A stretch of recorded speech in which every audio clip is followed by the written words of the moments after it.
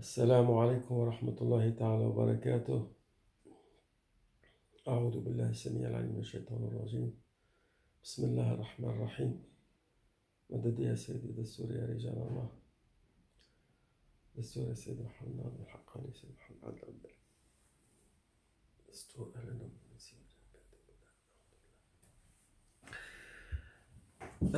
Hier, on a commencé une petite rencontre à propos de se trouver une direction dans la vie pour avancer et pour vivre notre propre vie.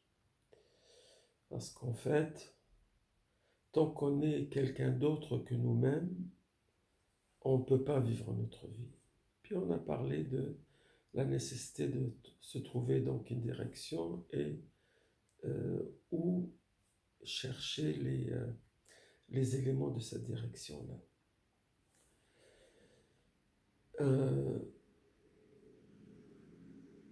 Une direction, on a pris l'exemple ou l'image de la Qibla.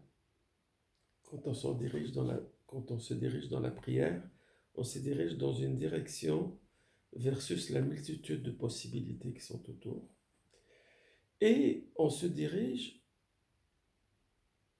derrière quelqu'un qui guide la prière, un imam. En fait, un voyage en général, un sentier inconnu, nécessite un guide, nécessite quelqu'un qu'on peut suivre, qui connaît ce chemin-là, qui connaît les détours et les trappes possibles ou les dangers possibles de ce chemin-là. Dans la vie, le sentier le plus important qu'on a à prendre, c'est nécessaire d'avoir un guide. C'est nécessaire d'avoir un guide qui nous indique la direction, qui nous aide avec le conseil, qui nous encourage, qui ne nous juge pas, qui comprend nos besoins. Et c'est pour ça que la tradition des enseignements spirituels, d'étudier chez un maître et de passer d'une génération à l'autre, d'un enseignement vivant à un enseignement vivant. Un enseignement vivant qui s'ajuste à notre unicité, le fait qu'on est unique. Parce que l'humain est unique. Chacun de nous est unique. Chaque élément à propos de notre vie est unique. C'est-à-dire qu'il n'y a pas quelque chose qui se répète, il n'y a pas une personne qui se répète. Et parce qu'on est unique, on a besoin d'un œil inspiré, expérimenté, pour nous prendre la main et nous indiquer par où avancer. Parce qu'on est unique, on ne peut pas utiliser une équation générale. Une équation générale peut nous donner une idée générale. On ne peut pas utiliser seulement ce qui est écrit dans les livres, les conseils passés. Non. Il faut quelque chose d'ajusté à notre situation. Et c'est pour ça la nécessité d'un guide. Donc, quand on disait hier à propos de où trouver les éléments pour prendre un recul, pour chercher des éléments pour faire nos choix, eh bien, ces éléments-là, on les cherche chez un maître spirituel. Les premiers maîtres spirituels furent les gens de la révélation. Moïse, que la paix soit sur lui, Abraham, que la paix soit sur lui, le noble Bouddha, que la paix soit sur lui, notre mère, la Sainte Vierge, Mariam alayhi salam, furent tous des guides, d'abord pour les gens autour d'eux, Et leur enseignement, qui est tellement vivant, est resté dans le temps. C'est un enseignement qui est resté jusqu'à nous. Et ça, c'est le signe vraiment d'un guide qui est, d'un enseignement qui est vivant, d'un enseignement qui inspire et qui s'ajuste à une multitude de personnes. Donc, parce que aussi ces enseignements-là ou ces enseignants-là, ils ont des héritiers. Et que ces héritiers sont comme on dit, le sel de la vie, parce que ces héritiers-là sont nécessaires, et donc il y en a dans chaque génération, il y en a dans chaque région du monde. Il faut chercher les gens de la guidance, nous disons, il faut chercher les gens il faut chercher les gens de la révélation. Il faut chercher les gens qui peuvent nous prendre la main.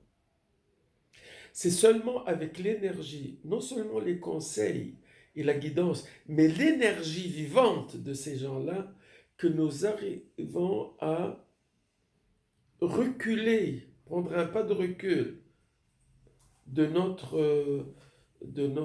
la boue de la vie de tous les jours dans laquelle on est pris, des sables mouvants dans lesquels on est pris, prendre un recul et pouvoir aussi avec leur aide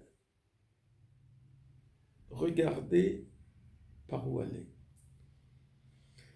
Et c'est ça l'importance du phénomène religieux.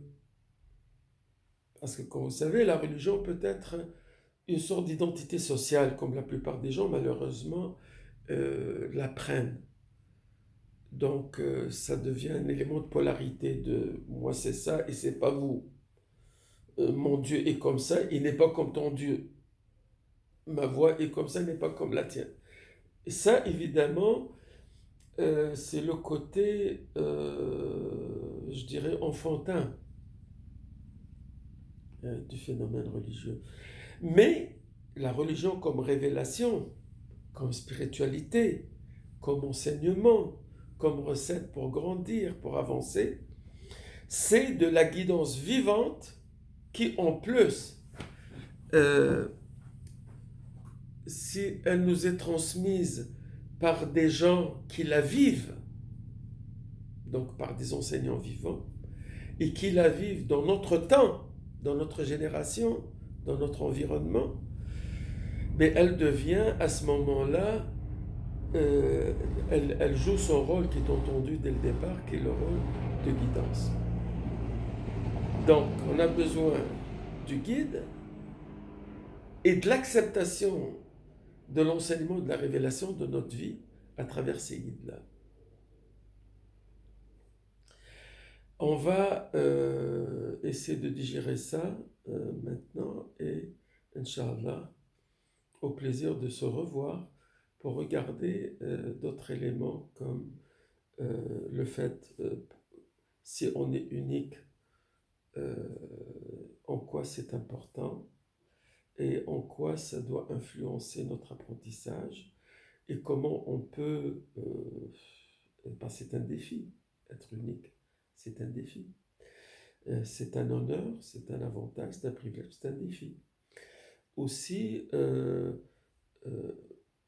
regarder ensemble d'autres éléments pour pouvoir traduire tout ça dans une expérience vivante, une expérience réelle dans notre vie de tous les jours. Nous présentons la bénédiction de cet échange à ceux de nos maîtres, hommes et femmes qui nous ont enseigné. Wassalamu alaikum wa rahmatullahi wa barakatuh.